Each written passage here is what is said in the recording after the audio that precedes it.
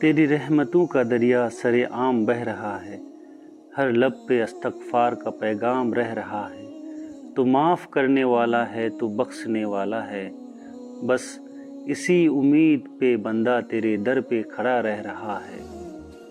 बिस्मिल्लाहिर्रहमानिर्रहीम। अस्सलामु अलैकुम वरहमतुल्लाहि वबरकातुहू।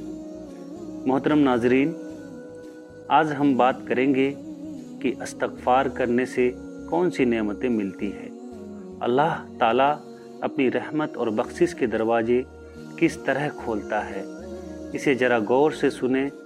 एक इंसान के गुनाह अगर इतने ज़्यादा हो जाए कि वो ज़मीन से शुरू होकर आसमान की ऊंचाइयों तक पहुंच जाए, मेरा ख़याल है कि इतने गुनाह शायद ही किसी के हो।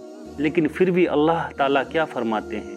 अल्लाह फरमाते हैं कि अगर वो बंदा सच्चे दिल से मेरे हुजूर इस्तग़फ़ार करे, अपनी गलतियों पर शर्मिंदा होकर माफ़ी मांगे, तो मैं उसके तमाम गुनाह माफ़ कर दूंगा और मुझे इसकी कोई परवाह नहीं है। अल्लाह ताला साफ कह रहा है कि मुझे कोई परवाह नहीं है कि तुम्हारे गुनाह कितने बड़े हैं, मैं तुम्हें बख्श दूंगा। और हमारे लिए दुनिया और आखिरत की सबसे बड़ी कामयाबी यही है कि अल्लाह हमें बख्श दे। आगे की जरा बात भी तो सुने। अल्लाह ताला का करम देखें। फरमाया गया कि जो बंदा इस्तग़फ़ार को लाजिम पकड़ लेता है, लाजिम पकड़ने का मतलब ये है कि वो कसरत से इस्तग़फ़ार करता है, उठते बैठते चलते फिरते जहाँ वक्त मिला अस्तग़फ़िरुल्लाह का विर्द करता रहा। इस्तग़फ़ार के और भी कई कलमात हैं, बड़ी दुआएं भी हैं, लेकिन कम अज़ कम सबसे छोटी और आसान दुआ अस्तग़फ़िरुल्लाह है। अल्लाह तबारक ताला उस बंदे को हर गम से निजात अता कर देते हैं। ज़िंदगी में बड़ी बड़ी परेशानियां आती है, लेकिन वो बंदा जो अस्तग़फ़िरुल्लाह करता है वो दिली तौर पर मुतमईन रहता है और सुकून से ज़िंदगी गुजारता है। मुस्तदरक अल हकीम की रिवायत है कि जो बंदा कसरत से इस्तग़फ़ार करता है ना, अल्लाह ताला उस पर ऐसा करम फरमाते हैं कि उसकी हर मुश्किल को आसान कर देते हैं। इसका मतलब यह हुआ कि आप जिस भी मुश्किल में फंसे हुए हों, चाहे जहाँ भी अटक गए हों, उस मुश्किल से निकलने के लिए और आसानी की नीयत से अल्लाह से इस्तग़फ़ार शुरू कर दें। अल्लाह आपको उस मुश्किल से निजात अता फरमाएंगे कि आपके तसव्वुर में भी नहीं होगा कि ऐसे भी हो सकता है क्या। मोहतरम नाजरीन, मिसाल के तौर पर अगर किसी पर इतना ज़्यादा कर्ज था कि उसे लगता था कि मरते दम तक नहीं उतार सकेगा, लेकिन उसने कसरत से इस्तग़फ़ार किया, तो अल्लाह ने ऐसे असबाब पैदा कर दिए कि सारा कर्ज उतर गया और उसे पता भी नहीं चला। मोहतरम नाजरीन, कसरत से इस्तग़फ़ार करने पर अल्लाह तबारक व ताला मुश्किलों को आसानियों में तब्दील कर देते हैं। जो इंसान इस्तग़फ़ार करता है वो न सिर्फ़ अपने लिए दुआ करता है, बल्कि अगर वो दूसरे मोमिन मर्दों और औरतों के लिए भी अल्लाह से माफ़ी मांगता है कि या अल्लाह, जितने भी मोमिन बंदे बंदियाँ, मैं उन सब की तरफ से उनके गुनाहों की माफ़ी मांगता हूँ। या अल्लाह, तू रहीम है, तू करीम है, अपनी रहमत से आलम इस्लाम के गुनाहों को माफ़ फरमा।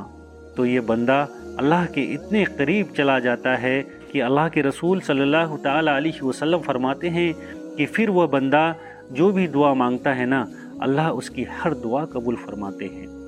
अगर आप अपनी और दूसरों की दुआएं कबूल करवाना चाहते हैं और अल्लाह का कुर्ब यानी नज़दीकी चाहते हैं, तो अपने लिए भी और दूसरे मोमिन के लिए भी इस्तग़फ़ार करते रहें। कुरान मजीद में अल्लाह तबारक व ताला का साफ फरमान है कि जो लोग इस्तग़फ़ार करते हैं उन पर मेरा अज़ाब कभी नाजिल नहीं होगा। मुसीबत, बीमारियां और अज़ाब जो अलग अलग शक्लें हमारे सामने आते हैं, वो इस्तग़फ़ार करने वालों के पास नहीं आते।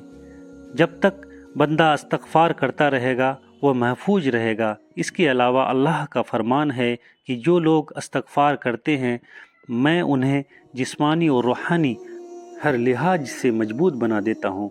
उनके जिस्म भी मजबूत होते हैं और उनकी रूहानियत भी اگر آپ جسمانی قوت اور روحانی طاقت چاہتے ہیں تو کثرت سے استغفار کریں۔ یہی وہ عمل ہے جسے خود اللہ تبارک و تعالیٰ قرآن میں بیان فرما رہے ہیں کہ قوت تمہیں استغفار سے ملے گی۔ اللہ تعالیٰ آگے فرماتے ہیں کہ جو لوگ کثرت سے استغفار کرتے ہیں ان پر آسمان سے ہمیشہ رحمت کی بارش ہوتی ہے۔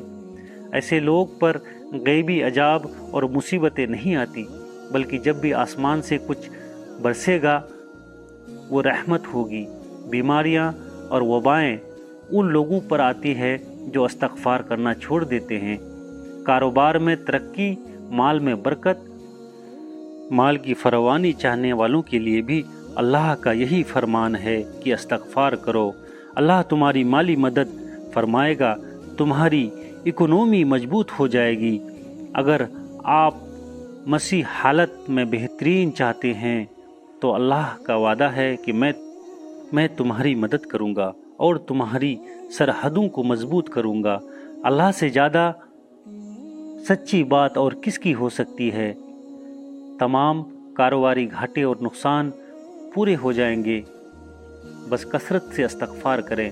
رسول اللہ صلی اللہ تعالیٰ علیہ وسلم کا فرمان ہے کہ جب بندہ کثرت سے استغفار کرتا ہے تو اللہ اسے ایسی جگہ رزق عطا فرماتے ہیں جہاں سے اس نے سوچا بھی نہیں ہوگا۔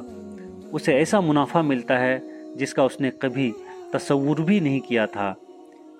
یہ سب استغفار کی برکتیں ہیں۔ اگر اولاد کی کمی ہے، آپ بیٹے چاہتے ہیں یا بیٹیوں کی خواہش رکھتے ہیں تو استغفار کریں۔ اللہ خود فرماتے ہیں کہ میں تمہیں اولاد عطا فرماؤں گا۔ اولاد دینے والی ذات صرف اللہ کی ہے، اور وہی کہہ رہا ہے کہ اولاد دینے کے لیے ذریعہ استغفار ہے۔